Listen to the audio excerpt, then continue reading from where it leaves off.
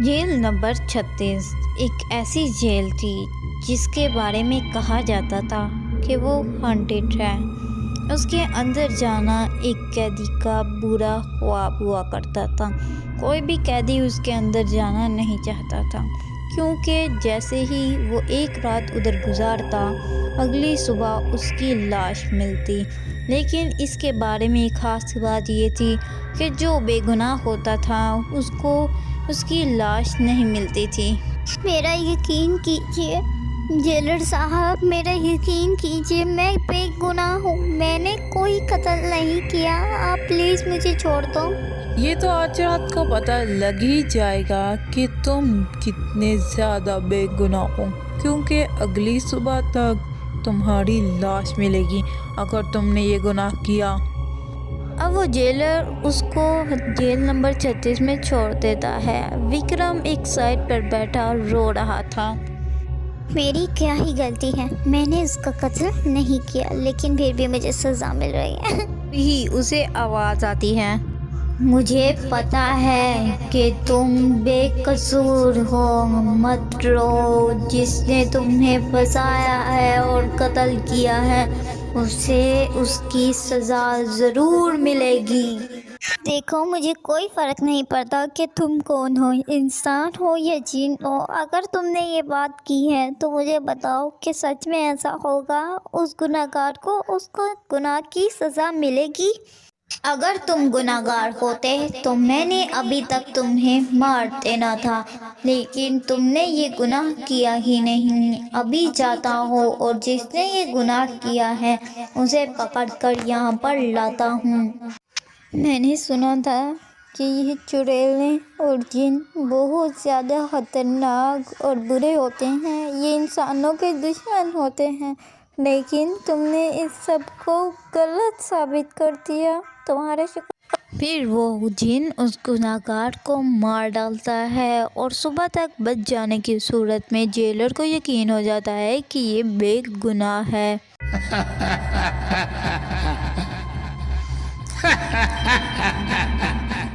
एक गांव में लोगों के बच्चे अचानक से गायब हो रहे थे। रामू का छोटा बेटा भी गायब हो गया था। रामू पूरी शाम वहां पर खड़ा रहा जहां से उसका बेटा रोज वापस आता है, मगर आज वो वापस नहीं आया। अरे, मेरा बेटा अभी तक वापस नहीं आया। ये क्या हो गया? मुझे लगता है कि मुझे सरपंच जी से इसकी शिकायत करनी चाहिए। फिर वो सरपंच जी से शिकायत लगाता है, मगर सरपंच जी उसकी बात को संजीदा नहीं लेते हैं। एक दिन सरपंच जी का खुद का छोटा बेटा गायब हो जाता है। वो बहुत ज़्यादा परेशान होते हैं। अरे नहीं, मेरा छोटा बेटा चिंटू, आज दूसरा दिन हो गया है, वो घर वापस नहीं आया। मुझे लगता है कि मुझे पंचायत लगानी चाहिए। फिर सरपंच जी पंचायत लगाते हैं और वो कहते हैं, अरे गांव वालों, मेरा छोटा बेटा चिंटू 2 दिन हो गए हैं, नहीं मिल रहा। इस पर रामू कहता है, अरे जब मेरा बेटा गायब हुआ था तब तो आपने कुछ नहीं किया था। अब आपका बेटा चिंटू गायब हुआ है तो आपने तो पंचायत लगा ली है। आपको तो आपकी गलती का एहसास हो ही गया होगा। हाँ, मुझे मेरी गलती का एहसास हो गया है, लेकिन अब हमें अपने बच्चों को ढूंढना ही होगा। बताओ क्या करें हम सब लोग। मुझे लगता है कि हमारे गांव के पास जो सा कब्रिस्तान है उधर से बच्चे गायब हो रहे हैं, क्योंकि मेरा बेटा भी अक्सर उसी रास्ते से मेरे घर आता है। ओह अच्छा, ऐसी बात है तो आज रात को हम उस कब्रिस्तान में रुकेंगे और किसी को डरना बिल्कुल भी नहीं। मैं अपने बेटे को पाने के लिए कुछ भी कर सकता हूँ, अपनी जान की कुर्बानी भी दे सकता हूँ। क्या सब लोगों को मंजूर है? मंजूर है। फिर वो रात होते ही कब्रिस्तान पहुंच जाते हैं। वहां जाकर उनको पता लगता है कि एक जिन सारे बच्चों को चिड़िया बना रहा है। ये देखते ही सब हैरान हो जाते हैं। तभी गांव का सरपंच बोलता है, मुझे तो पहले से ही शक था, क्योंकि कब्रिस्तान में ऐसे जिन चुड़ैलें वगैरह होती हैं। इसीलिए मैं अपने साथ ये दम दरूद वाला बाबा से पानी भरवा कर लाया था। अब हम इसे इसके ऊपर गिरा देंगे।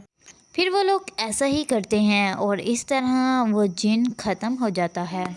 अरे वाह, इस जंगल में तो बहुत अच्छे अच्छे शिकार मिल रहे हैं। आज भी नया शिकार मिल गया।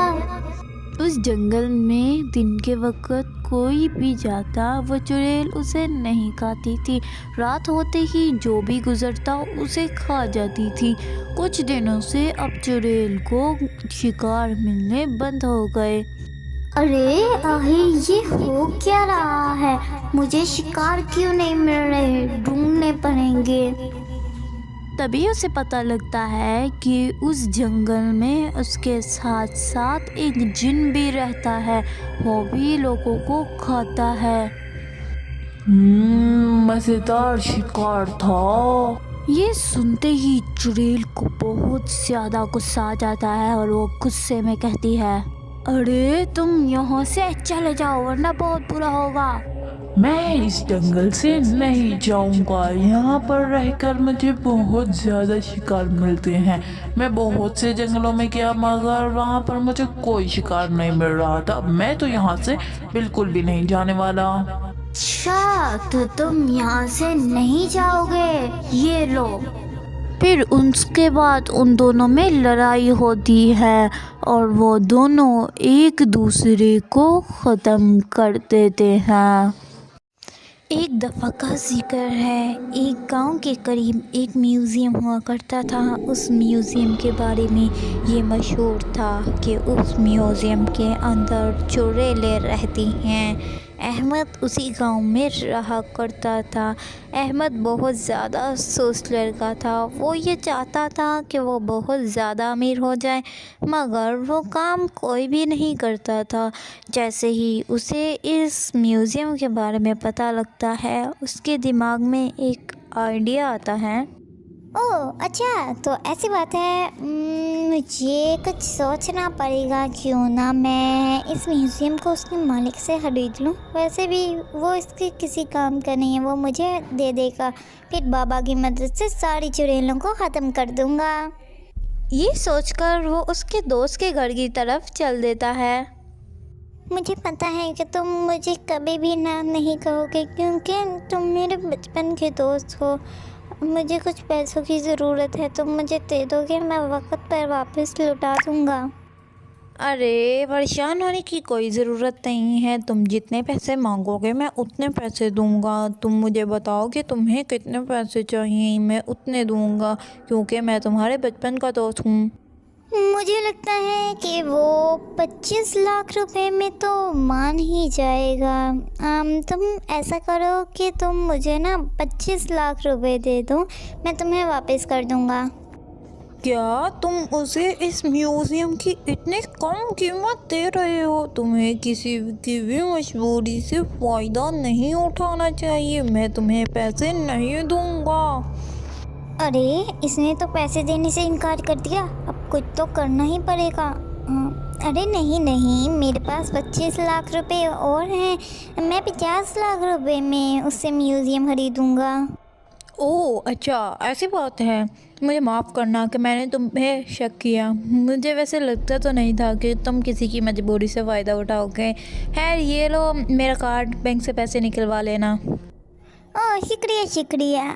अब असल मज़ा आएगा ना। 25 लाख रुपए में म्यूज़ियम खरीदूँगा और फिर उसके बाद दुगने तिगने पैसे कमाऊँगा। फिर उसके बाद वो 25 लाख रुपए में उस म्यूज़ियम को ख़रीद लेता है। अरे वाह अहमद, मानना पड़ेगा तो बहुत ज़्यादा शातिर है। 25 लाख रुपए में इतना बड़ा म्यूज़ियम खरीद लिया। अब तुझे अमीर होने से कोई नहीं रोक सकता। मगर फिर उसे उसकी गलती की सज़ा तो मिलनी थी। वो चुड़ैल उसे वहीं पर मार डालती है। एक गांव में कहीं से एक खौफनाक और खतरनाक चुड़ैल आ गई थी। उस चुड़ैल ने पूरे गांव वालों को तंग कर मारा था। वो जहाँ भी कोई मोटरसाइकिल, कार या फिर कोई भी चीज़ देखती उसमें से पेट्रोल निकाल कर पीने लगती थी। अब वो औरत एक औरत का रूप लेकर गांव में रह रही थी। एक दिन वो मोटरसाइकिल देखती है, वो उसमें से पेट्रोल निकाल कर पी रही होती होती है। तभी गांव की एक औरत उसे देख लेती है। आखिर मुझे पता लग ही गया कि कौन है वो तुम ही हो जो लोगों की मोटरसाइकिल और कारों में से पेट्रोल और डीजल निकाल के पीती हो। पूरे गांव वालों को बता दूंगी। अरे नहीं, इसने तो मुझे देख लिया, अब ये पूरे गांव वालों को बता देगी, मुझे इसे मारना होगा। फिर उसके बाद वो चुड़ैल अपनी ताकत से उसको आग लगा देती है। गांव वालों मेरी मदद करो, गांव वालों। अरे नहीं, ये कैसी आवाज़ें आ रही हैं? मुझे जाकर देखना चाहिए, कहीं इसने उस चुड़ैल को तो नहीं देख लिया। सब गांव वालों को इकट्ठा कर कर लेकर जाता हूँ। अरे बाबा हमारी मदद कीजिए, गांव में एक चुड़ैल आ गई है। वो सबकी मोटरसाइकिल और कारों में से पेट्रोल और डीजल निकाल कर पीती है और अगर कोई उसे देख ले वो उसे जला देती है। आप हमारी बस कर दो बेटा, मुझे इसके बारे में सब कुछ पता है। ये चुड़ैल पिछले गांव में भी आई थी। पिछले गांव के लोगों ने मुझे ही बुलाया था इसको ख़त्म करने के लिए। जब मैं इसके पास पहुंचा तो ये वहां से भाग गई और इधर आ गई। अब मुझे पता है कि इसको कैसे ख़त्म करना है। कान इधर लाओ। अरे बेटा इसकी ताकत की वजह पेट्रोल और डीजल है, हम इसी से इसे मारेंगे। इसके ऊपर पेट्रोल और डीजल भरा कर इसको आग लगा देंगे, फिर उसके बाद ये चुड़ैल ख़त्म हो जाएगी। फिर वो लोग ऐसे ही करते हैं और इस तरह वो चुड़ैल ख़त्म हो जाती है। रेशमा बहुत ज़्यादा खूबसूरत और अमीर लड़की हुआ करती थी, इसीलिए सारे गांव के लोग उससे जेलस हुआ करते थे। अरे रेशमा मुझे भी बताओ अपनी खूबसूरती का राज और अपने अमीर होने का राज। मैं भी जानना चाहती हूँ और मैं भी अमीर होना चाहती हूँ और खूबसूरत दिखना चाहती हूँ। अरे ये सब कुछ तो मुझे विरासत में मिला था, इसीलिए मैं इतनी ज़्यादा खूबसूरत और अमीर हूँ। खैर छोड़ो ना, तुम बताओ क्या पियोगी। इसी तरह वो हमेशा बात को उल्टा दिया करती थी, मगर एक बुरी बात उसके बारे में ये थी कि वो रात के वक्त एक चुड़ैल बन जाती थी जो बहुत ज़्यादा बदसूरत थी क्योंकि उस पर किसी ने जादू किया था। दूसरी तरफ विमला, आखिर ये इतनी ज़्यादा अमीर और इतनी ज़्यादा खूबसूरत क्यों है? मुझे भी इतना ज़्यादा खूबसूरत होना ही होगा।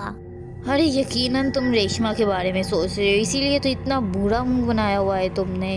वो तुम्हें कभी भी अपनी खूबसूरती और अमीरी का राज नहीं बताएगी, इसीलिए तुम इस बारे में सोचना बंद कर दो। ऐसे कैसे बंद कर दूँ? उस रेशमा को तो मैं छोड़ूंगी नहीं, उसकी सारी दौलत हत्या लूँगी। रेशमा अब तुम मेरे से बचकर रहना। इस पर उसका शौहर गुस्से से कहता है, मैंने तुम्हें कितनी बार कहा है कि रेशमा के बारे में सोचना बंद कर दो। वो तुम्हें कभी नहीं बताएगी कि वो इतनी अमीर क्यों है और इतनी ज़्यादा खूबसूरत क्यों है, क्योंकि ये सब कुछ उसे विरासत में मिला है। अब उसके बारे में सोचना बंद कर दो। ठीक है, मैं उसके बारे में सोचना बंद कर देती हूँ। रेशमा तुम्हें मैं छोड़ूंगी नहीं, तुम्हारी वजह से मैंने अपने शौहर से लड़ाई तक कर ली। मुझे उसकी खूबसूरती और अमीरी का राज जान के रहना है। आज रात मैं उसके ऊपर नज़र रखूंगी और मुझे पता चल जाएगा कि वो इतनी अमीर क्यों है। जैसे ही रात के वक्त वो उसके घर जाती है तो वो चुड़ैल उसे देख लेती है, फिर उसके बाद वो उसे मार डालती है। रेशमा रात के वक्त जब भी चुड़ैल बनती थी उसे उस पर काबू नहीं रहता था। ये बात पूरे गांव में फैल जाती है, लेकिन कोई कुछ नहीं कर पाता और फिर सारे गांव वाले वो गांव छोड़कर भाग जाते हैं। एक दफ़ा का जिक्र है, एक गांव हुआ करता था। उस गांव में विमला रहा करती थी। विमला दूसरे गांव से इस गांव में कुछ दिन पहले ही शिफ्ट हुई थी, इसलिए वो इस गांव के बारे में कुछ नहीं जानती थी। वो अपने बेटे बबलू का ट्यूशन डालना चाहती थी, मगर उसे ट्यूशन डालने के लिए कोई घर ही नहीं मिल रहा था। तभी उसे एक दिन साथ वाले घर से बच्चों के पढ़ने की आवाज़ें आती हैं। अरे साथ वालों के घर से बच्चों के पढ़ने की आवाज़ आ रही है, लगता है ये औरत ट्यूशन पढ़ाती है। मैं अभी उसके घर जाकर पूछती हूँ। फिर विमला उसके घर पहुंचती है। अस्सलाम वालेकुम, आपके घर से बच्चों के पढ़ने की आवाज़ें आ रही थी, क्या आप ट्यूशन पढ़ाती हैं? जी आपने बिल्कुल ठीक कहा, मैं ट्यूशन ही पढ़ाती हूँ और आपको पता है मैं फ़ीस भी बहुत ज़्यादा कम लेती हूँ। आप अपने बच्चे को दाखिल कराने के लिए 500 रुपये फ़ीस दे देना। अरे इतनी कम फीस तो कोई ट्यूशन वाला नहीं लेता, खुद कम से कम कोई 800 लेता है। खैर मुझे जी कल से मैं भेज दूँगी। अच्छा ठीक है, आप बबलू को भेज दीजिए, आपको उसका बहुत अच्छा रिज़ल्ट मिलेगा। आप यही सोच रही है ना कि मैं इतनी कम फीस क्यों ले रही हूँ, तो इसके पीछे वजह ये है कि मुझे पढ़ाने का बहुत ज़्यादा शौक़ है और मेरे शौहर का इंतकाल हो चुका है, इसीलिए मुझे 500 रुपये फ़ीस चार्ज करनी पड़ती है, वरना तो मैं कुछ भी ना लेती। ओह, आपके शौहर का सुन के बहुत ज़्यादा दुख हुआ। चले अब मैं चलती हूँ, कल 5 बजे बबलू को भेज दूँगी। जैसे ही वो औरत दरवाजे से बाहर निकलती है, ट्यूशन वाली ऊंची आवाज़ में हंसती है और कहती है अभी तो असल मज़ा आएगा, कल एक नया शिकार मिलेगा। कल तो पार्टी होगी। ये सब कुछ विमला सुन लेती है। अरे नहीं, ये कैसी बातें कर रही है, मुझे जाकर गाँव वालों को बताना चाहिए, वरना ये गांव के सारे लोगों को मार डालेगी। मुझे जाना चाहिए यहाँ से। मैं तो पूरी तरीके से डर गई थी और फिर उसके बाद मैं तुम्हारे पास आ गई। मेरी बात मानो, ये सब कुछ सच है, मैंने अपने कानों से सुना है, हमें इसका कोई हल निकालना चाहिए। अरे तुमने ये सब कुछ कैसे देख लिया? वो मकान तो 5 साल से खाली पड़ा हुआ है। ये सुनते ही विमला चौंक जाती है और आज तक पता नहीं लग सका कि वो औरत कौन थी।